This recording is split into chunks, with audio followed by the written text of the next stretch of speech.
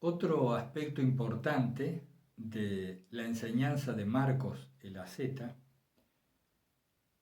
figura en el párrafo 33 y en el 41 de su tratado para aquellos que creen estar justificados por sus obras.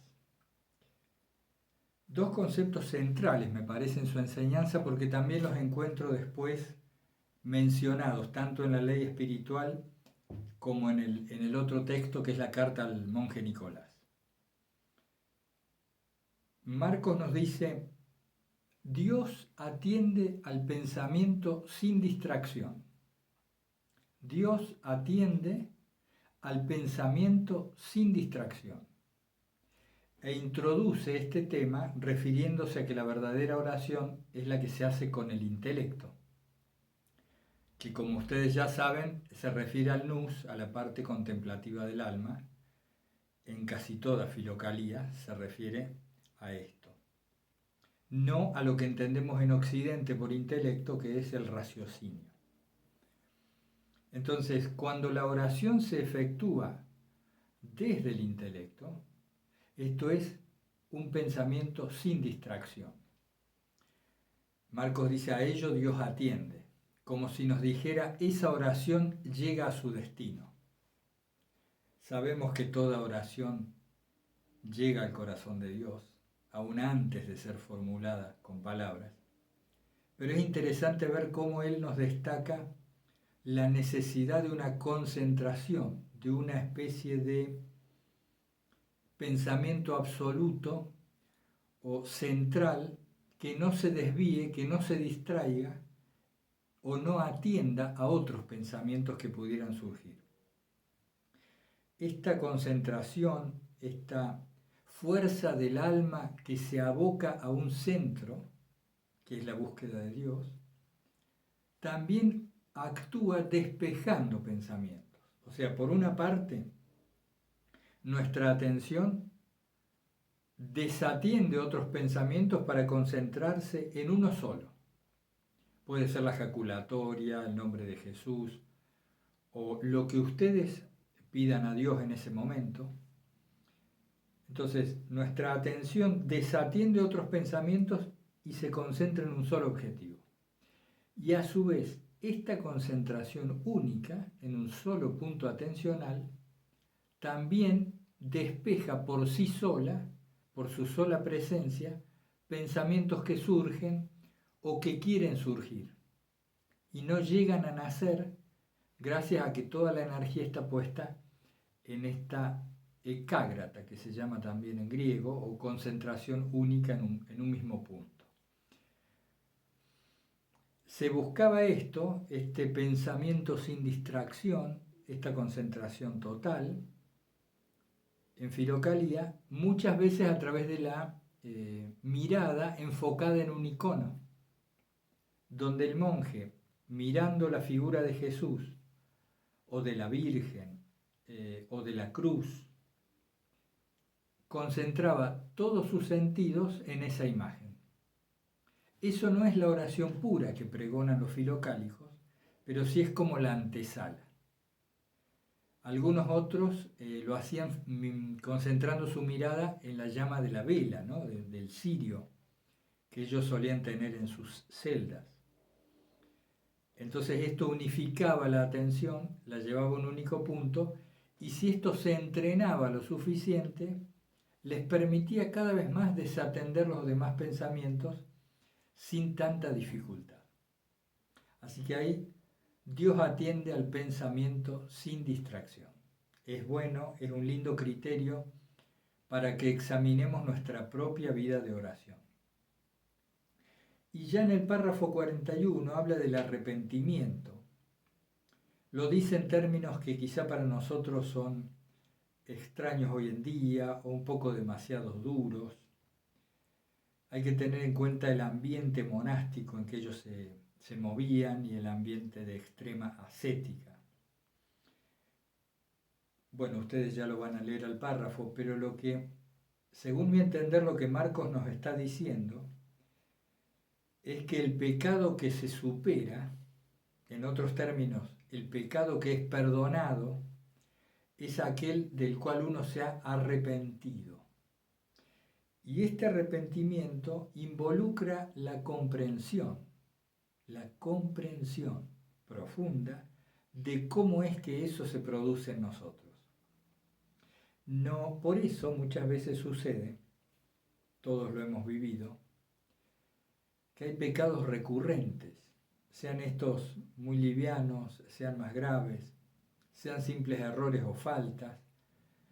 Hay cuestiones recurrentes de las cuales uno parece arrepentirse y sin embargo se repiten. En el modo de ver de Marcos, el verdadero arrepentimiento inhabilita la repetición del pecado. Esto me parece muy interesante y coincidimos con ese punto de vista, porque el arrepentimiento no es sólo la conciencia de la culpa o la sensación de responsabilidad por el mal hecho, o ese dolor compungido donde pedimos perdón y donde nos proponemos mentalmente no realizar más aquello, sino que el arrepentimiento en su sentido más profundo es la clara comprensión de aquello que generó la cuestión. En este caso la falta, el pecado, el error y demás. Ahí tienen esos dos párrafos. Bueno, ¿qué más nos dice Marcos de la Seta? Me ha parecido excelente la síntesis que él hace cuando dice que si nosotros damos la vida por sentada, si nosotros la aceptamos así como es, ya estar vivo es lo lógico y todo lo que percibimos en la vida lo damos por sentado, este emplazamiento, esta forma de ponernos, nos lleva directamente al olvido de Dios. Ustedes ven que Filocalía insiste mucho siempre en que recordar la presencia de Dios, el recuerdo de Dios, el temor de Dios, al cual nosotros traducimos como la reverencia ante la presencia de Dios, etc., es la herramienta fundamental para que la oración crezca y para que nuestra conducta se vaya orientando en dirección evangélica. Pero si nos situamos en una vida que damos por sentada, esto es una actitud de dar por sentada, por sentados todos los dones que recibimos, esto nos lleva directamente al olvido de Dios, a su opuesto. Entonces, la luz del sol, como alguna vez hemos dicho, ustedes saben que los filocálicos eran muy admiradores de la naturaleza y de cómo la gracia se manifestaba en la belleza de lo natural, en la belleza de la creación. Eran contemplativos en todo sentido y también en este sentido de la naturaleza. Entonces la luz del sol, la existencia del agua, el fenómeno de la respiración, las estrellas y cualquier otro fenómeno que ustedes aprecien como bello en este mundo,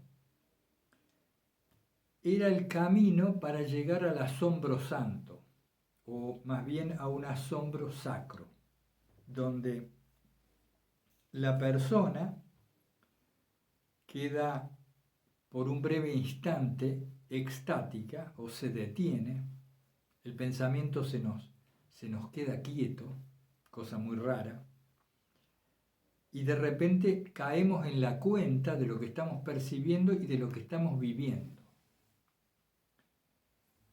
No me voy a cansar nunca de insistirles en esto porque es realmente, en mi experiencia, es una puerta a una comprensión más clara. Lo que se llama la correcta perspectiva, ¿no? Yo he tomado nota. La falta de perspectiva nos lleva al olvido de Dios. Y la correcta perspectiva es la que es consciente de todas estas maravillas que están ocurriendo a cada instante y que damos por sentadas, que ya ignoramos, no nos asombran para nada. Ese estado de no asombro, de no reconocimiento de una obra inmensa y de la gracia en todas las cosas que van sucediendo y sobre todo en las que nos aparecen como bellas, como magistral, obra magistral de Dios, ese desconocimiento, esa insensibilidad nos va apagando aún más los sentidos espirituales, nos hace indolentes, insensibles, y sobre todo a nivel espiritual. Bueno, pero ¿cómo se hace para que uno empiece a apreciar estas cosas? Porque uno tiene a lo mejor 5 o 6 décadas de vida, 4, lo que fuera, y tiene mucho acostumbramiento a la vida.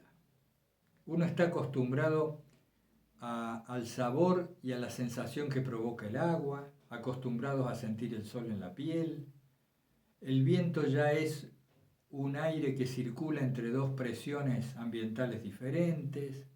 Las nubes son vapor de agua. Las estrellas, sí, las estrellas son puntos luminosos. Es como decir, vamos anestesiando y nos vamos olvidando poco a poco del milagro radical que la existencia y todo lo que en ella aparece nos está indicando. Indirectamente nos está hablando del Creador. Entonces es importante que vayamos desensibilizando estos sentidos espirituales. ¿Cómo lo hacemos en lo cotidiano?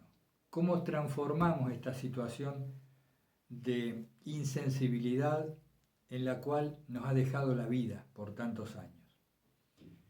Esto no se va a producir sin un detenimiento. No va a cambiar esta situación si no aprendemos a detenernos. Detenernos, ni siquiera estamos hablando, ni lo habla Marcos por cierto, de una meditación especial, sino de un momento de detención en el cual nuestra atención se vuelve a Dios. Nuestra vida, nuestra rutina, todos lo sabemos, es una especie de vorágine, de catarata, de acontecimientos, de reclamos, de requerimientos sociales, propios, corporales, etc., que nos van llevando a una continua reacción. Nosotros permanentemente vamos reaccionando a un ruido, al hambre, a la palabra de aquella persona, a la agenda, al reloj. Esta reacción continua es lo que produce la insensibilidad. Porque el cuerpo, como bien decía Sergio en algún comentario en el blog, este automatismo constante de reaccionar, reacción tras reacción, nos va adormeciendo. Es como si nos pusiéramos en piloto automático. ¿Vieron el piloto automático en los aviones? Que por lo menos en las películas se ve que el piloto y el copiloto tocan un botón y se relajan, ¿no? Se distienden, se ponen a conversar y hasta a comer, porque el avión va en piloto automático. Sigue ya una ruta que está trazada por la computadora del avión y va siguiendo esos parámetros, esas rutinas informáticas. Y por eso les decía, nuestra vida es muy parecida a esto, a esa trayectoria ya sabida. Entonces es necesario un detenimiento, un poner alto, 1 minuto, 2 minutos, si se puede varias veces al día, donde hagamos esta especie de toma de conciencia de la maravilla en la que nos encontramos. Maravilla que se nos presenta como un mundo diverso, con mucha belleza si sabemos observarla. Se nos presenta esta maravilla como una existencia corporal, mental y espiritual a la que no podemos dar una explicación cierta. Tenemos un montón de explicaciones científicas, nos dicen, bueno, el corazón late, entonces la sangre circula, la sangre va a todos los órganos y les lleva oxígeno, etcétera, etcétera. Pero esto al fin de cuentas, hermanos, disculpen la digresión, esto al fin de cuentas son palabras. Esta serie de explicaciones científicas son palabras que nosotros asociamos a determinados estudios, a imágenes a los que hemos accedido, pero que no nos hablan del verdadero misterio que se esconde detrás de estos fenómenos. No nos explica nada, en realidad, que el corazón late y por eso circula sangre en un sistema circulatorio, en un cuerpo de carne, etcétera, etcétera. Suena muy crudo, pero no nos explica nada de cómo es que esto ha venido a suceder. ¿Y qué nos ocurre también? Que nosotros vamos al relato bíblico, al cual se nos ha educado desde niños, y nos hemos quedado con un concepto que no está mal, pero que tampoco explica al corazón humano la cuestión. Fíjense, se dice, bueno, Dios creó el mundo, hizo el hombre, etcétera, etcétera, etcétera. Hizo la luz, el agua, los animales. Y esto nos ha quedado como un concepto, como una idea. Pero cuando nosotros vamos al corazón, no entendemos mucho esto. Sabemos que es un relato que tiene mucho de alegoría, un profundo significado, y nos empezamos a imaginar a un Dios que crea, quizá por lo que hemos visto en los libros de niños, pero hoy en día ya sabemos que no es un Dios que desde arriba de una nube empieza a fabricar maravillas y las va tirando en un universo que acaba de crear, como si fuera un simple creador de pequeñas esculturas. Sabemos que esto es un modo en que se ha traducido un misterio insondable. No estamos discutiendo el relato de la creación, pero van a ver incluso, bueno, no solo Marcos, hay otros monjes que con más énfasis lo dicen, que detrás de estas presentaciones y de estos modos de transmitir la verdad revelada, hay algo mucho más profundo y que siempre termina en lo misterioso. Entonces, cuando nos basamos en el raciocinio y en las explicaciones para situarnos en la vida y no acudimos a la sensibilidad profunda del corazón, que es la que nos permite advertir lo bello, antes que nada, terminamos en una especie de nebulosa donde tenemos un montón de conceptos para explicarlo todo, pero una cierta ausencia de sacralidad en el corazón y que por tanto se nos transmite también en las acciones, en nuestros sentimientos y ni que hablar en nuestros pensamientos, en esos pensamientos que van y vienen. Entonces, recapitulando, ¿cómo sacar esto de las ideas, anoté yo, y llevarlas a lo cotidiano? ¿Cómo hacer para que no nos actúe el olvido de Dios, ese dar la vida por sentada? Detenerse, acostumbrarnos a pequeños detenimientos que impidan esta cascada sin fin, que es la cadena de reacciones en la cual nos vemos sumergidos. Hacer estos periódicos detenimientos nos permite ir tomando conciencia, una conciencia nueva de lo que perciben nuestros sentidos espirituales. ¿Qué se hace en esos breves detenimientos? Lo hemos dicho, puede ser la oración de Jesús, unas cuantas invocaciones, puede ser agregado a esto la respiración profunda y suave, como si tomáramos fuerza, ¿no? Porque en realidad la respiración es como un beber la vitalidad que requiere el organismo. Quizá reordenar nuestras prioridades ese día. Estamos a mitad de la jornada y caemos en cuenta que estamos totalmente fuera de nuestro centro, de la dirección y del propósito que nos habíamos impuesto a nosotros mismos para llevar adelante.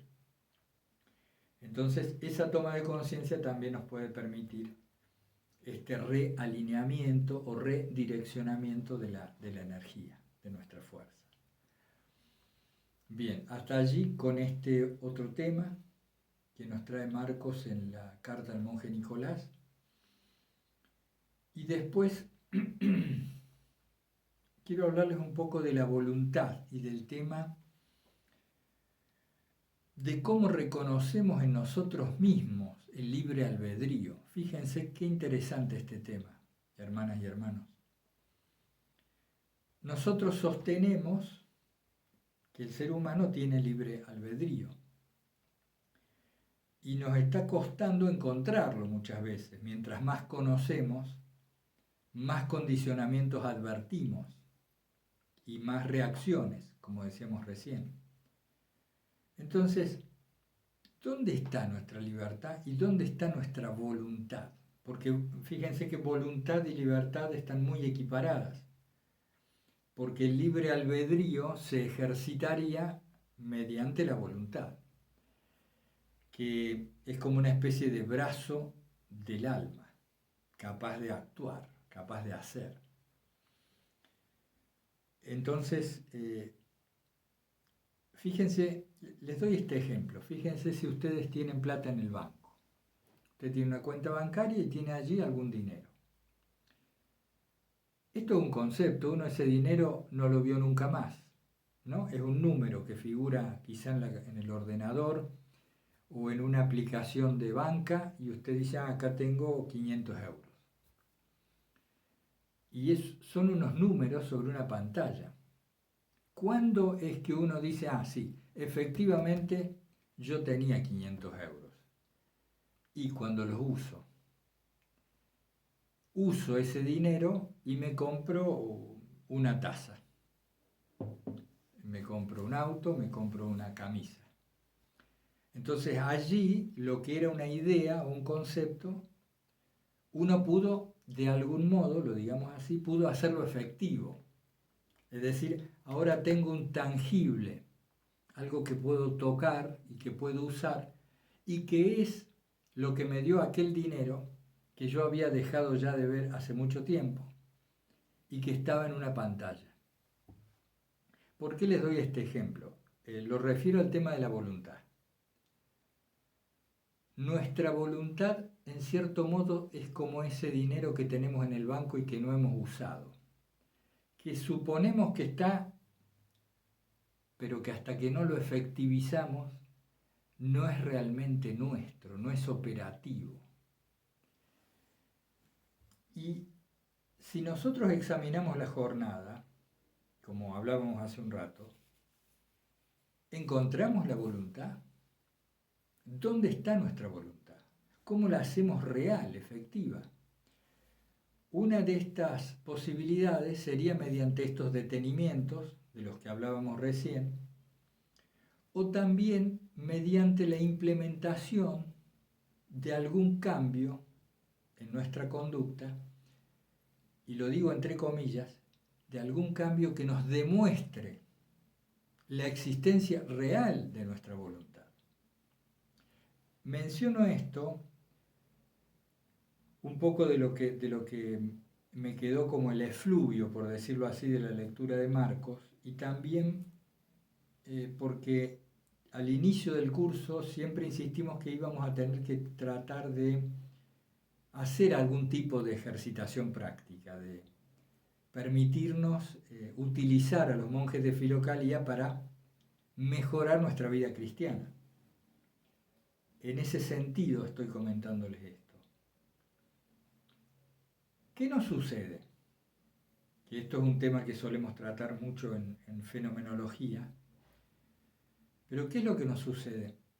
Que nosotros queremos implementar algún cambio y más allá de unos pocos días, del primer tiempo, al cabo de unos meses, advertimos que tal cambio no se produjo y que estamos igual en aquel tema, sino peor de lo que estábamos. Son cambios que nos parece que producimos, sentimos que los vamos generando, pero que al extenderlos en el tiempo descubrimos que no son tales. Esto no solo en lo referido al aspecto del pecado, de las faltas o de las caídas, etcétera, sino a cualquier otro aspecto. Nosotros reivindicamos la posibilidad de la libertad humana y la posibilidad del libre albedrío. Eso es nuestra doctrina cristiana. Pero ¿dónde encontramos esa voluntad y esa libertad en nuestra vida cotidiana? Examinemos bien, elijamos un tema y veamos si realmente somos capaces de usar ese brazo del alma que modifica las cosas, que será sin duda ayudado por la gracia, ¿no? No se está discutiendo eso, pero tenemos esa voluntad. Y si no la tenemos, si descubrimos que en realidad somos pura reacción tras reacción, que reacciona a otra reacción, ¿cómo hacemos para encontrarla, esa voluntad y esa libertad? Ese es un tema que nos queda planteado con Marcos y que yo les sugiero, si quieren hacer esa ejercitación. ¿Cómo sería esa ejercitación? Elegir algún aspecto que no sea muy serio, no sea muy severo. No buscar la implementación de un cambio heroico ni épico, sino con la humildad, con lo humilde que sabemos que es nuestra persona, que no tenemos grandes cualidades, todos estamos iguales. ¿Qué pequeña cosa puedo modificar o tratar de modificar, pero profundamente? Como si dijéramos para siempre. Este hábito, por ejemplo, lo dejo para siempre. Elegir algo de esto y abocar allí, poner allí toda la voluntad que encontremos en nosotros. Permítanme.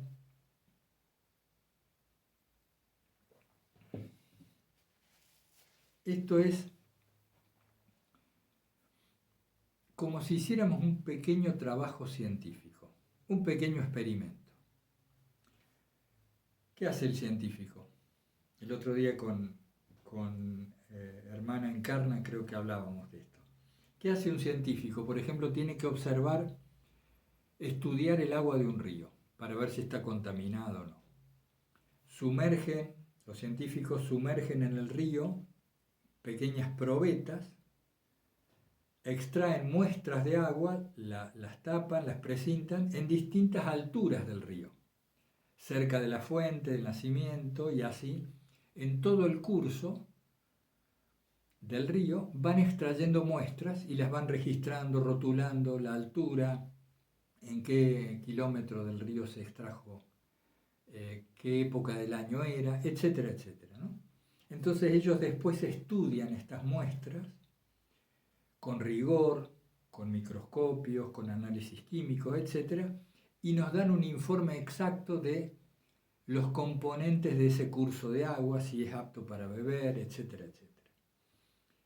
En esa actitud científica, es decir, donde uno lo que busca es la verdad y no tendenciosamente guiar un resultado, producir un resultado, no. El científico busca la verdad. Con esa misma actitud deberíamos hacer esta ejercitación. Es decir, ¿hay voluntad en mí? ¿Soy capaz de modificar esta conducta que no es ni siquiera la más grave, la más dura, la más difícil en mi vida? Este pequeño hábito. Me aboco a ello. Y me aboco a ello con rigor, con toda la fuerza que puedo encontrar. Y entonces uno podría ir evaluando, supongamos semana a semana, y de acá unos meses, y decir, sí, efectivamente he encontrado algo en mí que tiene una fuerza propia, que aunada a la gracia, me hace modificar las cosas. Sería fantástico, muy bueno. O no, o podemos encontrarnos que por más que luchamos y luchamos, no cambiamos. Esto sería un tema muy interesante en uno o en otro caso. ¿Dependerá del momento espiritual de cada persona? ¿Tendrá que ver con la cantidad de energía de que disponemos?